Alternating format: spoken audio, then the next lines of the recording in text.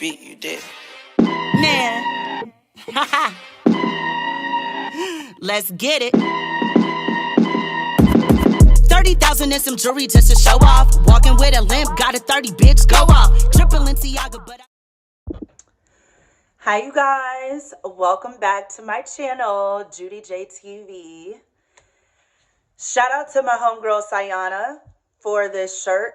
It says Voodoo Queen, and she's actually the real Voodoo Queen, y'all. She is my Haitian friend from Ottawa, Canada, and she is amazing. She is like the best gift giver ever. She always gets me the cutest things. So yeah, and don't forget you guys to support my breakfast in bed candle.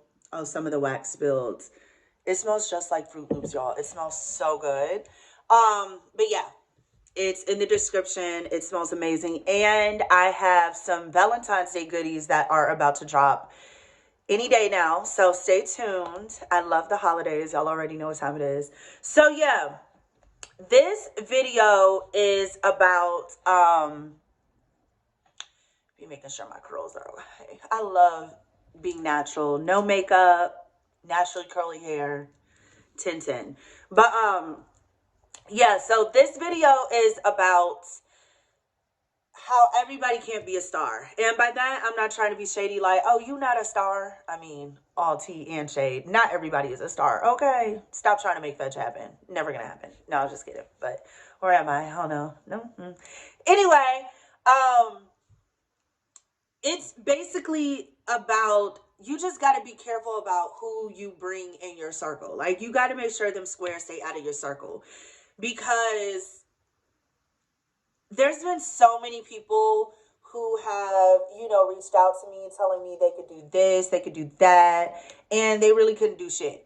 Like PRs and stuff like that. Like, and I used to be really excited and listening to all the things they said they were going to do for me and stuff. And they really couldn't do anything that I haven't already done.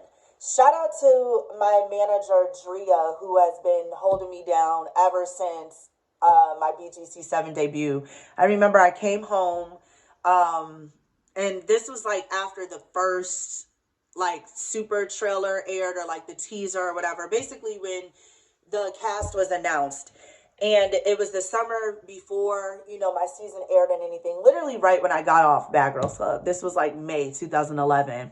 And I checked my email, and I had so many emails of people who wanted to manage me, be my assistant, like just all types of stuff. And I'm so happy that I opened up Drea's and I went with her, because she is a huge part in just all the things that I've done so far. Not everything, but a lot of things, especially early on in my career. Like, she's the reason why I am a published model, like not an Instagram model, like a real, print model. Like, I've been in racks in stores, like in magazines, on magazine racks in stores, like 7-Elevens, Barnes and Nobles, all that. The Black Men magazines, the Show magazines, I've done so many magazines, been the cover girl of many, and I'm really thankful, because she's really the catalyst of who helped me do that. I mean, she had me booked up way before my season even aired. Like, I was hosting packed out clubs before the first episode of my season, so and I'm just so thankful to still have her in my life. My mom loved her. She's literally a part of the family. I went to the BET Awards, the first bad girl ever at the BET Awards in 2012. Walked the red carpet with her. Everybody was screaming my name and stuff, and that was because of her. She lives in LA. I stayed with her and her husband and her family and stuff. Her children love me, like, really, like that. I really am grateful and blessed to have, such an awesome person in my life. To this day, I'm like going on 13 years deep in this game. So, but along the way, there's been a lot of weirdos who have come along, presenting themselves as PR, saying all the stuff that they were going to do for me and what they could do for me. And y'all, they couldn't do anything. Mind you, I've had my own radio show. Like, before being a podcaster was popular, like before it's become a thing, like, it's watered down and stuff now, but you know, I went to school for broadcast journalism, and I had my very first radio show on Jermaine Dupri's website, global14.net. It was called The Judy J Show. I also had my own radio show on WGTSDB, which is a radio station out of Detroit, and that was called The Juice with Judy J. I'm thinking about bringing my radio show back, but I have like so many things that I'm dabbling in right now. But radio is always something I'm always going to be involved in because I went to school for broadcast journalism. Radio in particular. But besides all that, like, I've done so much in my career, and I'm just so thankful. You know, like, I had a brand before having a brand was cool. My very first pieces and goodies that I sold was back in 2011. You know, even before I was Bad Girl Judy, I was big. Like, I was a trap girl. I was hosting parties in Chicago. Like, I was really popular on the Chicago scene. I modeled for a company called Local Celebrity. I was always around celebrities and stuff. I went to Spring Bling. I was on TV, BET in like 2008 for Spring Bling. You know what I'm saying? Like, I've been doing this thing. You know what I'm saying? Like, and I was a brand back then. You know, my nickname was Jeezy. My best friends was Gucci, and people knew us for having red flags and hanging out with Shawty Low. You know, like, it is what it is. Like, no cap. So I you know what I'm saying? Like, all the stuff that people are doing now, I've been there, did that. You know what I'm saying? And I did it when it wasn't watered down, before it was cool and stuff. But this video is just basically giving advice to anybody who is looking to be in the industry, or already in the industry and trying to build a team. Building a team is so hard, y'all, because not everybody is there for your best interest. A lot of them are there just riding your coattails because they want to be a star themselves. For instance, just quick story.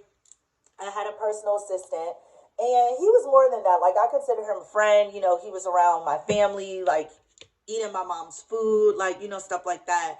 And he helped a lot, you know, of times. But there was this one time we were in South Carolina, Myrtle Beach, and the party promoter pulled me to the side and was like, hey, you need to watch your boy because he just tried to cut a side deal with me behind your back. And I thought that was crazy because why are you trying to step on my toes? The only reason why you're even here is because of me. The reason why you're flying on the plane for free hotel stay, eating for free, drinking for free, party favors for free. You know what I'm saying? The only reason why you even been on TV was because of me. You know what I'm saying? So I just thought that was crazy because, of course, I want everybody to eat, but not when it comes to trying to cut me out of situations when I'm the reason why you're even in that situation. You know what I mean? So I cut him off, and, you know, I made such a good decision because now he's like on these low budget streaming apps, trying to be famous, trying to be a star, trying to be a celebrity, looking crazy, looking thirsty, looking hungry. Like, child, we've already been there, did that on national television, you know, when it mattered. Like, the icons are already solidified, baby. You just redundant, you know, like, it's just crazy, you know, looking, because I'm like, dang, like, I was around that person, you know, like, whole time that person wanted to be a star, you know what I'm saying? And, like, yes, of course, I'm not saying like, oh, I'm the only person that can be a star. I'm just saying, if you present yourself to me as a PR or as an assistant or a manager or something of the sort, I expect you to do your job and stay in your lane. You know what I mean? Like, everybody can't be the star. Like, how are you going to help me bring my career to the heights that I want it to go, where it will? But you know what I'm saying? Like, how are you going to help make me a better brand and a better star and a better, you know, household name and stuff, if that's what you want for you? You know, and that's when jealousy and weirdo behavior steps in and stuff. And it's just crazy. Like, even now with all these PRs and stuff, they be on the red carpets. Like, they think they're the star. And a lot of them, you know, it's nothing to get an article written in, like, Forbes and stuff like that, because it's all who you know. Like, if Lil Momo know Lil JoJo and Lil Show, and they could get you in that little article for Show. You know what I mean? Like, it's not, a lot of things just don't hold weight anymore, and it's watered down because it's attainable to everybody. You know what I'm saying? So a lot of stuff you just can't take seriously anymore because it's fake news. You know what I'm saying? Like, it's like, oh, you got that article written because your homeboy knows so and so, and they know somebody that, you know, works for Forbes. You know, it's a whole bunch of like weirdos in positions now. I don't know. It's just weird. I know what I'm talking about, but you just got to be very aware of that. You know what I'm saying? Like, because a lot of these people cannot do anything for you and just want to use your name and your star power and your motion to get them through the door. You know what I'm saying? Like, I used to be, like I said, excited and just take people on and hire them and stuff, and they didn't help me at all.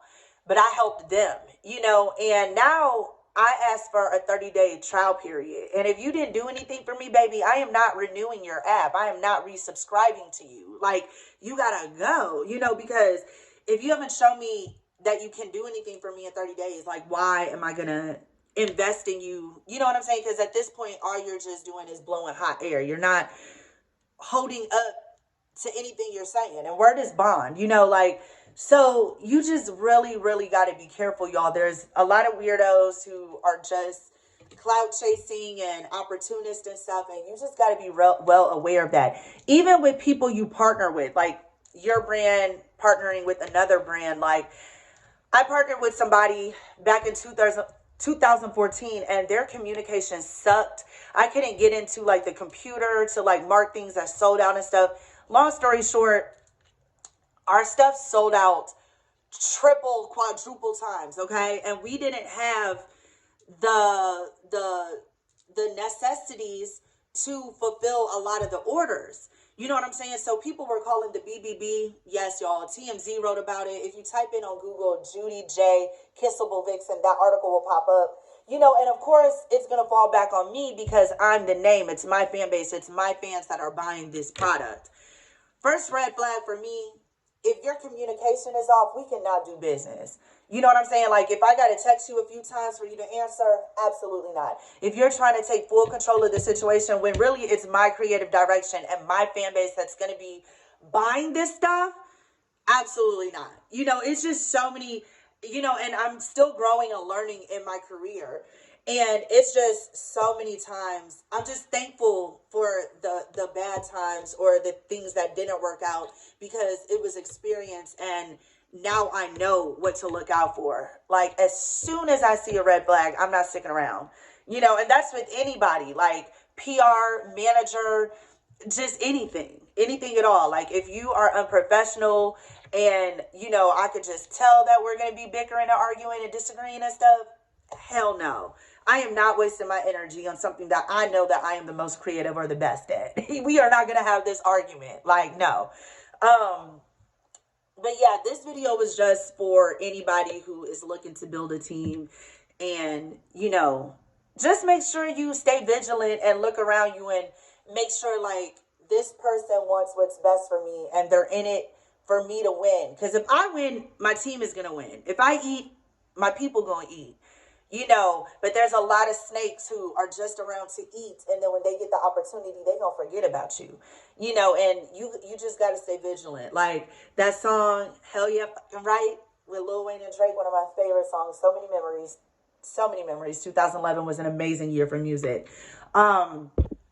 Storage acting up. But basically, you think them niggas you with is with you? And I say, hell yeah. Make sure they're with you, y'all. Because people are snakes and in it for themselves. Stay vigilant, stay eyes open, and get them squares about your circle. I love you guys. Mwah.